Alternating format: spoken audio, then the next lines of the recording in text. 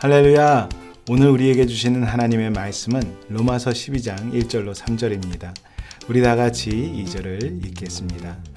너희는 이 세대를 본받지 말고 오직 마음을 새롭게 함으로 변화를 받아 하나님의 선하시고 기뻐하시고 온전하신 뜻이 무엇인지 분별하도록 하라. 예수님을 믿고 동행하는 사람은 주님의 뜻과 계획을 따라 살기를 원합니다.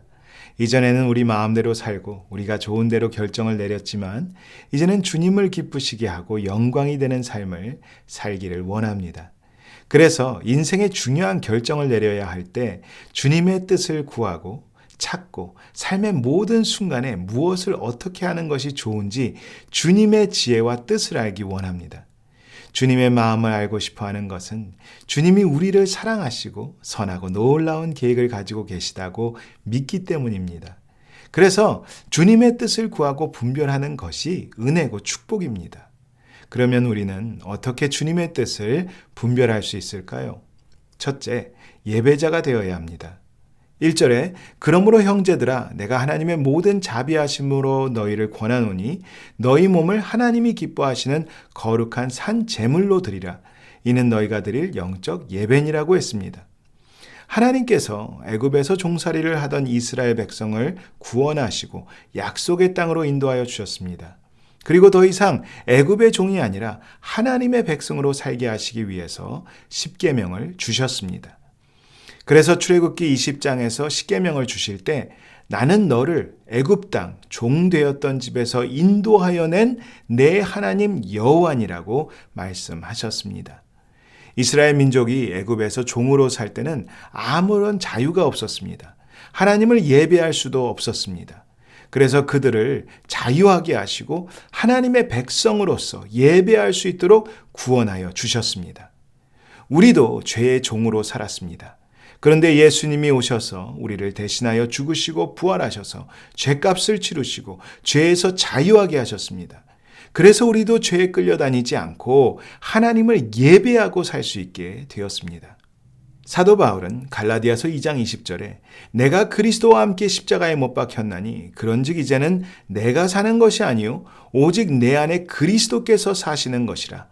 이제 내가 육체 가운데 사는 것은 나를 사랑하사 나를 위하여 자기 자신을 버리신 하나님의 아들을 믿는 믿음 안에서 사는 것이라고 했습니다.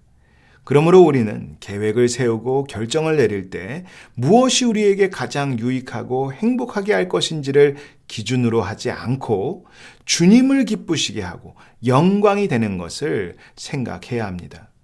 주님의 뜻을 잘 분별하지 못하는 이유는 우리 중심으로 생각하기 때문입니다.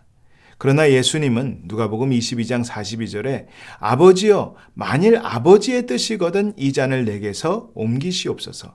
그러나 내 원대로 마시옵고 아버지의 원대로 되기를 원하나이다 라고 기도하셨습니다. 예배는 단순히 교회에 모여서 찬양을 하고 헌금을 드리고 말씀을 듣고 기도하는 것을 말하는 것이 아닙니다. 우리의 몸을 하나님이 기뻐하시는 거룩한 산 제물로 드리는 것입니다. 그래서 주님의 기쁨과 영광을 위해 사는 예배자가 주님의 뜻을 분별할 수 있습니다.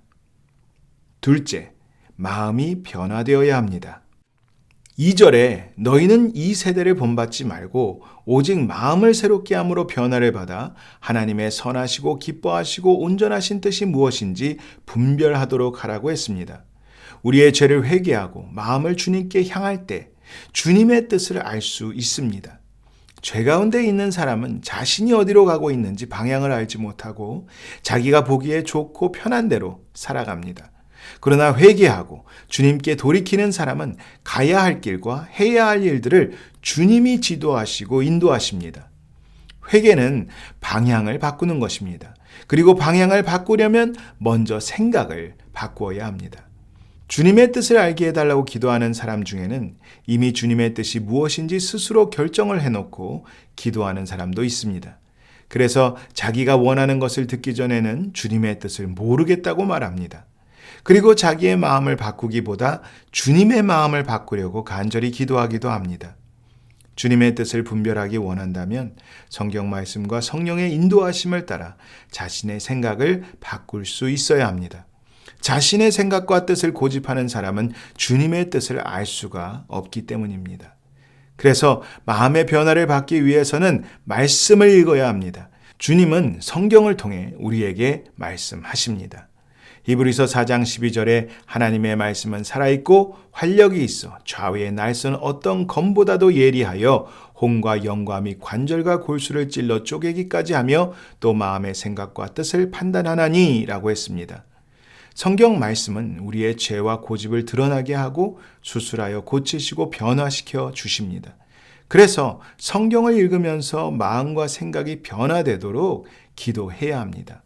디모데후서 3장 16절로 17절에 모든 성경은 하나님의 감동으로 된 것으로 교훈과 책망과 바르게 함과 의로 교육하기에 유익하니 이는 하나님의 사람으로 온전하게 하며 모든 선한 일을 행할 능력을 갖추게 하려 함이라고 했습니다.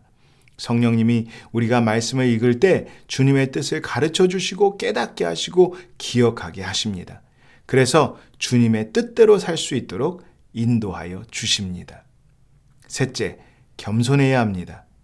3절에 내게 주신 은혜로 말미암아 너희 각 사람에게 말하노니 마땅히 생각할 그 이상의 생각을 품지 말고 오직 하나님께서 각 사람에게 나누어 주신 믿음의 분량대로 지혜롭게 생각하라고 했습니다. 주님은 각 사람을 주님의 뜻과 계획대로 만드셨습니다. 우리는 하나님의 귀한 작품이기 때문에 각자의 모습과 삶을 통해 하나님께 영광을 돌려야 합니다. 에베소서 2장 10절에 우리는 그가 만드신 바라 그리스도 예수 안에서 선한 일을 위하여 지으심을 받은 자니 이 일은 하나님이 전에 예배하사 우리로 그 가운데서 행하게 하려 하심이라고 했습니다. 우리는 생긴 모습, 자라온 환경, 잘하는 것, 좋아하는 것, 은사, 성격, 관심, 그리고 경험 등 모든 것이 다양하고 다릅니다. 주님은 우리를 다르게 만드셨고 각자가 할 수 있는 것을 가지고 주어진 것을 통해 주님과 이웃들을 섬기기 원하십니다.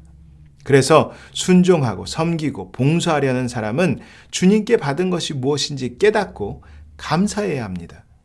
요한복음 6장에 보면 예수님께서 말씀을 들으려고 찾아온 5,000명에게 먹을 것을 주시기 원한다고 하셨을 때 빌립은 불가능한 일이라고 했습니다. 그러나 안드레는 보리떡 5개와 물고기 2마리를 가지고 있는 아이를 예수님께 데리고 왔습니다.